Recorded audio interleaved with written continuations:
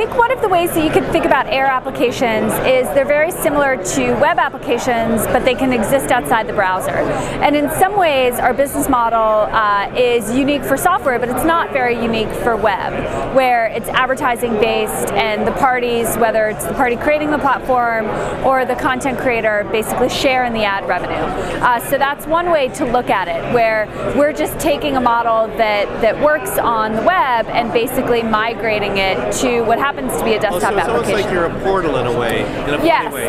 And we are an aggregator, exactly. And I think one of the differences sometimes between being a portal and an aggregator is we're really creating a platform.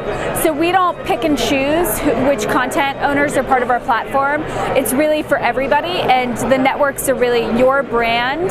It's your ads. However, portals a lot of the times, in some cases, content portals especially, can be only a subset of content brands.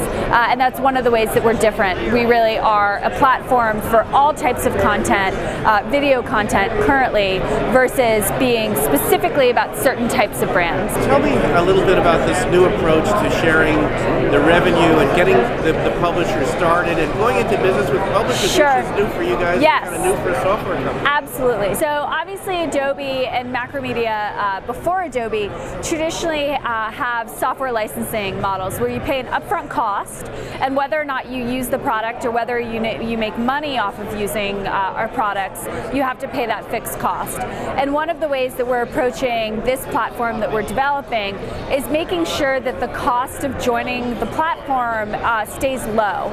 So, for example, you don't have to pay a licensing fee for the Adobe Media Player. We just take a percentage of the revenue that we help generate through our platform. So for small content creators, there's basically very little cost in terms of getting up and running with the Adobe Media Player. At the same time, both of us share in the success that we're able to create through distribution and advertising around content. So it's a new model for Adobe. There are a couple different products that are embracing kind of more services model, and I think you'll see more and more of that coming from Adobe in the coming years. But for the Media Player, absolutely, it's more we want to share in the revenue that we help generate versus charging you up front. Okay, and just to be clear, you guys are not selling ads; it's the publisher, so the content creators. So tell us, exactly, like CBS and how they work with an ad network. And tell us a little bit about how that works. So a lot of content creators already have advertising relationships, and one of the ways that we've approached the Media Player is making sure that we fit into their existing systems. So you don't have to change who you're using for advertising. We basically, instead of in the RSS feed, you basically specify and tell us where your ads are located, and we just pull in the ads right before the point of playback, or for downloaded content at the point of download, and then the ads network can track it the way that they typically do. It basically just plugs into your existing system. So you can think of it, for example, someone like DoubleClick, instead of serving an ad into a web page, they're basically just serving an ad into the Adobe Media Player, and we just make sure it works. How do content creators track the traffic? Like a lot of folks have a problem with publishers with iTunes, because you can tell who downloads it, but you can't really tell who watches it. Have you solved that at all, or how do So there are a lot of different analytics that we provide our content partners. For example, we can tell you which shows were most watched, which shows were most subscribed, how many minutes or seconds or hours people viewed content based on show and in aggregate. So there are a lot of different metrics that we can provide the content owners to understand how we're driving, how we are driving distribution, but also how their viewers are engaging with their content.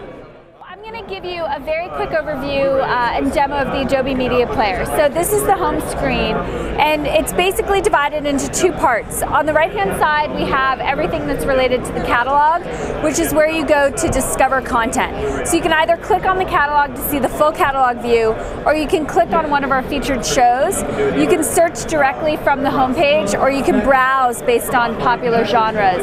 We also show you some featured networks, as well as the most recent content content that has been added to the Adobe Media Player. But you can click to watch content within the Adobe Media Player, so I can just click on CSI New York, click on an episode, and it begins playing. And you'll see actually here in a second that that CBS actually has pre, mid, and post-roll ads enabled. So you see here that so CBS has enabled pre, mid, and post-roll ads. I'm going into full screen mode here, so with one click I can view full screen, and the publisher can also specify that ads not be skippable, but when you are in the actual view you can see where the ad points are to know where the ads are coming up. So this will just play for a couple more seconds and then we'll get on to the content. So obviously you can just click to play within the catalog. Other types of ads that we support are banners and overlay ads. Overlays, because they're just SWIFT files, they can be ads themselves or they can be interactive. When you click them, they'll stop the video. You can actually go off to another website. You could actually drive people to purchase things, etc. So you can see here that now here I'm watching CSI New York. Let's escape out of that. So you can click to play within the catalog. However, where the Adobe Media Player enables you to go one step further is actually subscribing to your favorites. And again, all the content currently is free. The application is free, the content is free. The way that Adobe and content publishers make money is through advertising that is applied against some of the content. So you can see here that I have 6 favorite shows, one of which is Beat TV, so we'll look at that. When you subscribe to a show, then well, first of all, you can see that Beat TV has some great branding here. So Beat TV actually specifies all of this themselves. The way the Adobe Media Player works is through RSS feeds, so the branding elements are actually just specified in the RSS, and we bring them into your network. So for content, for viewers, you get to watch content and subscribe to content. For content publishers, you actually get to reach a great distribution platform with your content while you're still controlling your brand and the experience around your content. So you can see that these branding elements are persistent when we go into actually watching a video, as well as the branding element up here. So that's a quick high-level overview of the Adobe Media Player. You can watch content and subscribe to it and automatically have new episodes queued up for you to watch.